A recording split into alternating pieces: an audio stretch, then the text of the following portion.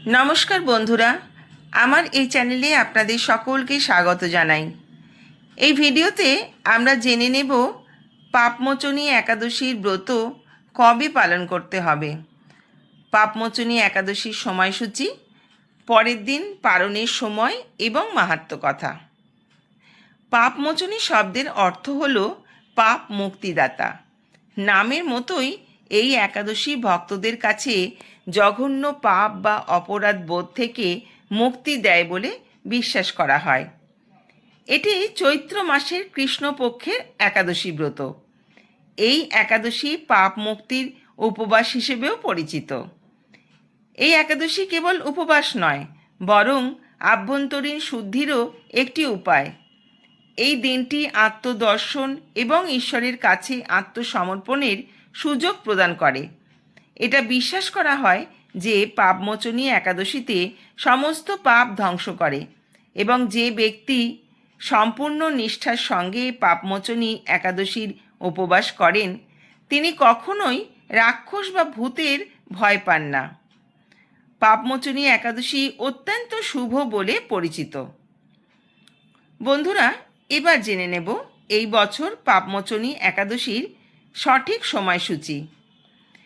একাদশীর তিথি শুরু হচ্ছে 14ই মার্চ 2026, বাংলার 19শে ফাল্গুন 1432, শনিবার প্রাতঃ 6টা 8 মিনিটে, এবং একাদশীর তিথি সমাপ্ত হচ্ছে 15ই মার্চ রবিবার 2026, বাংলা 30শে ফাল্গুন 1432, সকাল 7টা 18 মিনিট।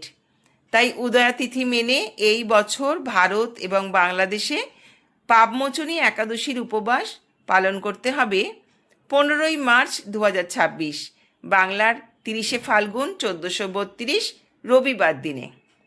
একাদশীর পালনের সময় হল 16ই মার্চ সোমবার 2026, বাংলার 1লা চৈত্র 1432, সকাল 7টা 59 মিনিটের মধ্যে। পাপমোচনী একাদশী পালনের নিয়ম এবং পালনের নিয়ম। পাপমোচনী একাদশীর দিনে পূর্ণ নিষ্ঠার সঙ্গে ভগবান বিষ্ণুর পুজো করা হয়। উপবাসকারী ব্যক্তি একাদশীর আগের দিন আহার করে দাঁত মেজে নেবেন। পরের দিন সূর্যোদয়ের সময় ঘুম থেকে উঠে স্নান করে শুদ্ধ বস্ত্র পরে পূজার স্থানে যান। পূজার স্থানে ভগবান বিষ্ণুর একটা ছোট্ট মূর্তি স্থাপন করা হয় এবং ভক্তরা ভগবানকে চন্দন কাঠের পেস্ট, তিল, ফল, প্রদীপ এবং ধূপ নিবেদন করেন। ঠাকুরের সামনে একাদশীর সংকল্প গ্রহণ করুন। সংকল্প মন্ত্র মনে মনে উচ্চারণ করুন। হে পুণ্ডরীকাক্ষ, আমি একাদশীর দিন উপবাস থেকে পরের দিন আহার সম্পন্ন করব। আমি নিষ্ঠার সঙ্গে উপবাস পালন করতে পারি, তার জন্য আপনি আমার সহায় থাকুন। এই দিনে বিষ্ণুর সহস্র নাম এবং নারায়ণ স্তোত্র পাঠ করা অত্যন্ত শুভ বলে মনে করা হয়। একাদশীর পরের দিন অর্থাৎ দ্বাদশীর দিন ভোরবেলা ঘুম থেকে উঠে স্নান সেরে শুদ্ধ বস্ত্র পরিধান করে পালনের নির্দিষ্ট সময়ে পালনের পুজো সম্পন্ন করুন এবং তারপর ব্রাহ্মণদের আহারের ব্যবস্থা করুন। তারপর খাবার খেয়ে ব্রত ভঙ্গ করুন। যারা কোনো কারণবশত ব্রত পালন করতে পারছেন না তারা সন্ধে ভগবান বিষ্ণুর উদ্দেশ্যে একটি প্রদীপ প্রজ্বলন করবেন এবং দিনের যে কোনো সময় এই পাপমোচনী ব্রতকথা একবারের জন্য অবশ্যই শ্রবণ করবেন। কিন্তু ব্রতকথাটি অবশ্যই সম্পূর্ণ শ্রবণ করবেন। অর্ধ শ্রবণে কোনো ফল প্রদান হয় না। বলা হয় এটি করলেও ব্রতের পূর্ণ ফল অনেকাংশে লাভ করা যায়। বন্ধুরা, এখন আমরা শুনে নেব পুরাণে বর্ণিত সেই পাপমোচনী একাদশীর কাহিনী। চবন ঋষির পুত্র মেধাবী ঋষি তীব্র তপস্যায় লিপ্ত ছিলেন। তার তপস্যার ফলে স্বর্গ বিপর্যস্ত হয়ে পড়ে। ভগবান ইন্দ্র তার ধ্যান ব্যাহত করার জন্য অপ্সরা মঞ্জু ঘোষাকে প্রেরণ করেন। প্রলোভনের প্রভাবে ঋষির ধ্যান ব্যাহত হয় এবং তিনি এই বছরের পর বছর ধরে পার্থিব আকর্ষণে জড়িয়ে পড়েন। যখন তিনি নিজের ভুল বুঝতে পারেন তখন তিনি গভীরভাবে দুঃখিত হন এবং পাপ থেকে মুক্তি পাওয়ার উপায় খুঁজতে শুরু করেন।